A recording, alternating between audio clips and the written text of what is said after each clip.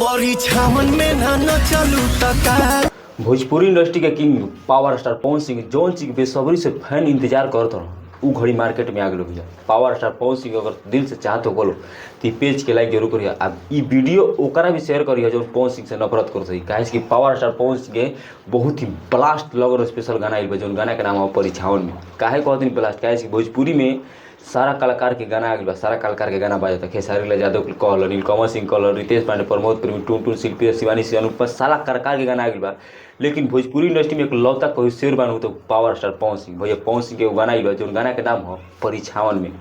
पिछालका लगन पवन सिंह के जो गाना आई रहे पियर फराक वाली मार्केट में तहलका मची रहे। हर बिहार के हर एक शादी में हर एक घर में बाजा रहे पवन सिंह के लगन स्पेशल गाना। जो गाना में फीमेल रही अनुपमा यादव पवन सिंह। ई जो गाना पावर स्टार पवन सिंह के परिछावन में एक फीमेल गायक बड़ी शिवानी सिंह।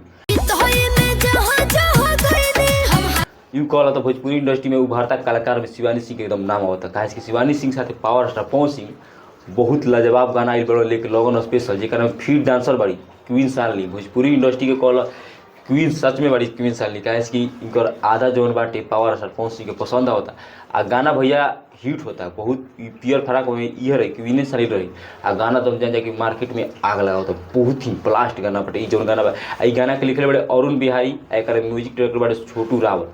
भाई अरुण बिहारी आ छोटू रावत के जोड़ी हिट बा। काहे कि पावर स्टार पवन सिंह के कुछ सोच के गाना लिख के दिहल बा कि मार्केट में लगन में सब कोई के चीर फाड़ दे।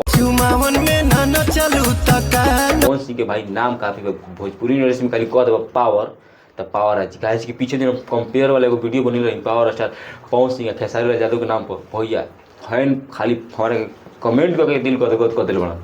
इतना पावर स्टार पवन सिंह के नाम लिखल खेसारी लाल नाम के इतना नाम जपल हम भाई खुश हो गए खाली दोनों जने के नाम। काहे कि दोनों जने का हम बहुत मानी ना पवन सिंह खेसारी लाल के। लेकिन ई जोन गाना बा खेसारी लाल के ना हटे पवन सिंह के हटे बहुत ही खतरनाक गाना बाटे। जरूर सुनी लोग गाना लगन स्पेशल गाना बाटे एकदम मार्केट चीर दी फाड़ दी। काहे क्वीन शालिनी